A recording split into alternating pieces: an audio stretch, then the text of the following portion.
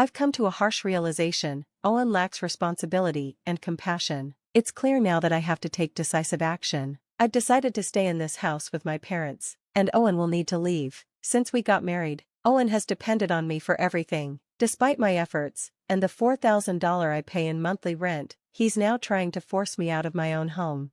This is my breaking point. 4 months. I've contemplated divorce, but Owen's selfishness and dismissive remarks have solidified my decision. I told him firmly, I will leave this house. Yes, but for now, you need to go. His response? A shrug and a flippant, fine, I'll be out tonight and back tomorrow. Just make sure you're gone by then. The nerve of him. Don't you even care to check what I might take with me? I asked.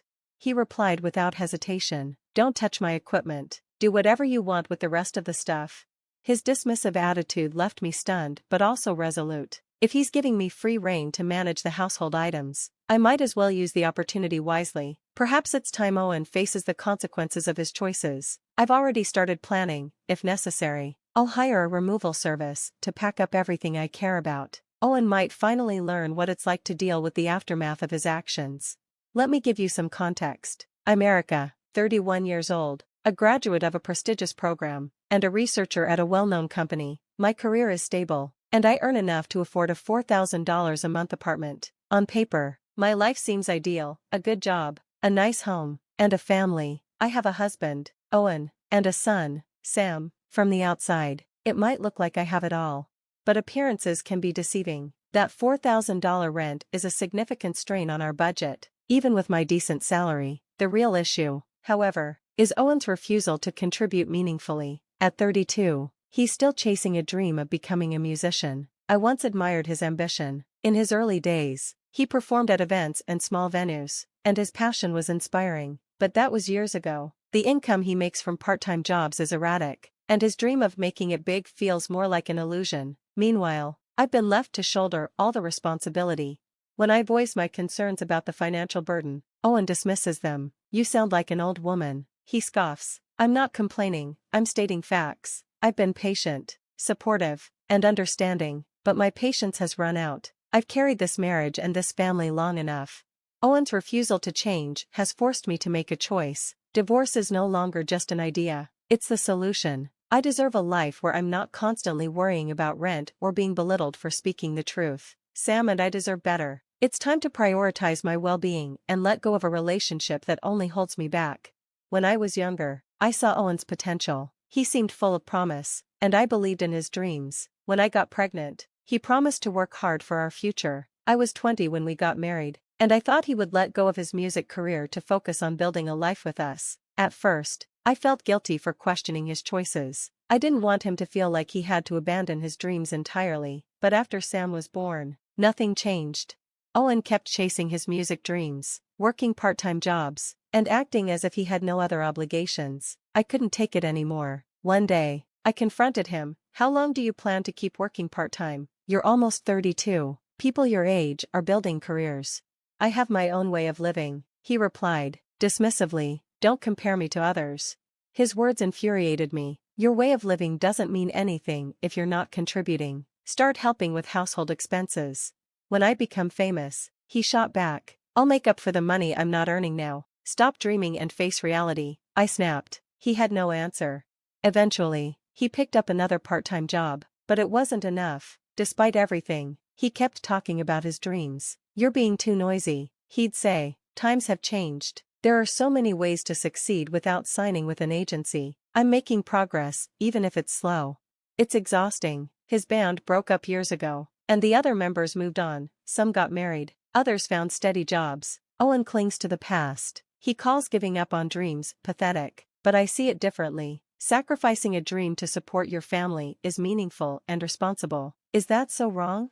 When I was pregnant, Owen promised to work hard for our child. What he really meant was he'd keep working hard at his music career. I kept hoping he'd change, but now I see it's not going to happen.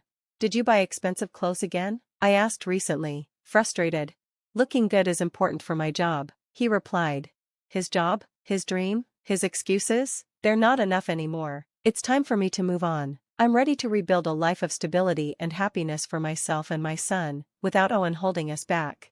I couldn't believe it. Owen hasn't made a single dollar from his music career. Yet he talks as if he's already a star. It's been 11 years since our son, Sam, was born, and Owen is still working part-time jobs. At nearly 32, he spent years chasing dreams that have yielded no tangible success. Instead of contributing to the household, he spends money on expensive clothes and music equipment. I wish you'd spend less on those things and help with the household expenses, I told him. You can't satisfy hunger with pretense. These things are necessary for me, he snapped back. His attitude fuels our arguments. We try to discuss these issues privately, away from Sam, but in a small apartment. It's impossible to keep our voices from carrying. Sam often overhears, and that's one reason we've considered moving to a bigger place. As our son grows, the apartment only feels more cramped. Sam's 11 now, and this place is too small, I told Owen. Should we move? Yeah, he said nonchalantly. This was your house originally anyway, right? You lived here alone before we got married. Do you have a problem with that? I asked. It's not a problem, he replied, but I'd like to move to a bigger place, maybe a high-rise condo. That would be cool. And who's going to pay for it? I pressed. I'll help with the household expenses, he said, as if it were a great concession. You handle the rent, and I'll cover electricity, gas, and groceries. Please, I really want to live in a high-rise condo. With my salary, it was possible to afford the rent, and his offer to help, even in a small way, gave me a flicker of hope. Maybe this was the push he needed to start valuing money and taking responsibility. Okay, I agreed. I'll look for a place, but since I'm paying the rent, I get to choose where we live. Deal? Deal, he said eagerly. As long as it's a high-rise condo, I'm fine with whatever you pick. I hoped this move would mark a fresh start for our family, but things didn't go as planned. A year after moving into the condo, Owen is still chasing his music dreams, still making excuses, and still breaking promises. Hey, the gas bill came, I reminded him one day. Make sure you pay it before it's debited from my account. I'll give it to you next time, he said casually. When is next time? You always say that, but you never pay, I said, frustration boiling over. Do you think money isn't important? I'm asking for the bare minimum to cover our bills. Why do I have to keep scolding you about this? All you ever do is fuss about money, he snapped. His dismissiveness left me fuming. Owen promised to help with the bills, but it's clear his promises were empty. Thankfully, I set up direct payments for utilities to avoid overdue charges. Otherwise, Owen would likely neglect them entirely. Occasionally, he leaves small amounts of money behind, like the $100 bill I once found on the living room table. For a moment, I thought maybe he was embarrassed to hand it to me directly. Perhaps it was his way of showing he cared, but then I realized I was wrong. He hadn't paid his share of the electricity bill that month either. I do pay sometimes, don't I? Owen argued when I confronted him. It felt like he only handed over small amounts to soothe his conscience. Then there were the lies. One day, he asked me, I want to take my parents on a trip. Can you lend me some money? How much do you need? I asked. $100 should be enough, he replied. I gave him the money, but deep down, I knew it wasn't for a trip. Owen has a habit of lying when he wants pocket money. He likely used it to treat his friends or buy something frivolous. Meanwhile, I'm left paying $4,000 a month for rent. I thought moving into this condo might inspire Owen to take work more seriously, but he continues to let me down. I can't save for the future under these conditions. I'd rather use the money for something meaningful, like Sam's education or our retirement. I've considered divorce before, but now it's becoming a serious option. Then Owen said something that made my decision crystal clear. Hey, we have an unused room, right? I was thinking of clearing it out and making it a space for my parents, he said. A room for your parents? Are you saying they'd move in with us? I asked, surprised. My parents are getting older. We can't just leave them alone, he said, trying to sound noble. I know Owen well enough to see through him. He talks big but rarely follows through. Who does he think pays the $4,000 rent? I also cover all living expenses and our son's education. The idea of taking on the responsibility of his parents as well was unacceptable. I'm against it, I replied firmly. Don't answer so quickly. Think about it for a while, he urged. I have thought about it, and my answer is no, I said again. Why are you being so stubborn? What's wrong with taking care of my parents? Are you telling me to abandon them? You're heartless, he snapped. To an outsider, I might sound selfish, but the problem isn't his parents, it's Owen. If they moved in, I know I'd be the one taking care of them, just as I handle everything else in this household. I will not live with your parents, I said resolutely. Owen glared at me. Fine, I'll live here with them. You need to leave. I couldn't believe what I was hearing. Since we got married, Owen has been entirely dependent on me, and now he's trying to kick me out of the house I pay for. His selfishness and irresponsibility made my decision clear. Fine, I said coldly, I'll leave. Good, pack your things and get out quickly. I'll be back tomorrow evening, make sure you're gone by then. Are you sure you don't want to check what I might take with me? I asked. Don't touch my equipment, do whatever you want with the rest, he said before storming out. With Owen gone, a strange sense of freedom washed over me. As I stood there, my 15-year-old son, Sam, stepped out of his room. Mom, I'll help you pack. I'll go with you too, he said softly, trying to comfort me. His words broke my heart. Whenever Owen and I fought, Sam would quietly retreat to avoid the tension. As a parent, it crushed me to see my child feel like he had to tiptoe around us.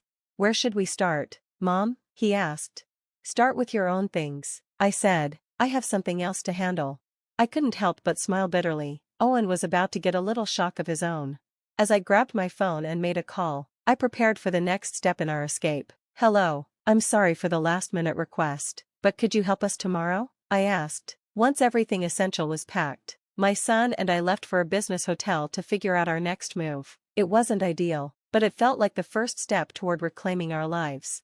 That evening, as expected, Owen called. I placed my phone on the table, exchanged a glance with Sam, and answered. What's going on? Where are you? Owen's voice was loud and agitated. What do you mean? Is there a problem? I asked calmly. All my clothes and equipment are here, but everything else is gone. Where's the table? The fridge? Did you take them? His panic was palpable. No, I replied. I called a junk removal service. By now, it's probably all been burned. Sam, sitting nearby, chimed in. Owen fell silent for a moment, likely shocked to realize Sam was still with me. What do you mean, burned? He finally sputtered. The furniture and appliances are marital property.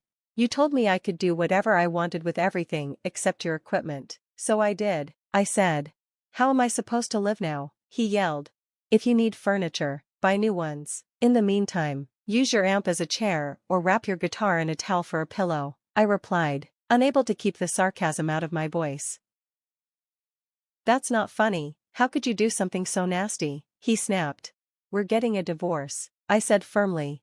Yes, I understand, he replied, trying to sound unaffected. I knew he thought this was just another argument, but I had made up my mind. His response only strengthened my resolve. Good, I said, we'll talk about the details later. Since you're planning to live in the house with your parents, I'll go to the real estate agent tomorrow to update the contract. Owen hesitated. If you change the contract to my name, the divorce will be final. Are you sure about this? He asked, his voice trembling. Yes, I said coldly, making it clear there was no turning back. His pride wouldn't let him backtrack, even though I could tell he regretted how far things had gone. A few days later, we went to the real estate office to finalize the condo arrangements. I ended my part of the contract with ease, but Owen hit a wall when he tried to transfer it to his name. What? The rent is $4,500? His face went pale. He had no idea how expensive it was, because he'd never asked. He assumed he could rely on his parents to help cover the cost, but their retirement income made that impossible. You've been paying this much every month? He asked in disbelief. Yes, I replied, and I've been covering everything else too, because you never contributed. I can't afford this, he admitted. Of course not, I said, you wouldn't even pass the screening. The real estate agent confirmed this, and Owen sat in stunned silence. So, what do I do now? He finally asked. If you can't sign the contract, you'll have to leave, I said matter-of-factly. Owen's face reddened, a mix of anger and humiliation. Reluctantly, he left the office, realizing he was completely out of his depth.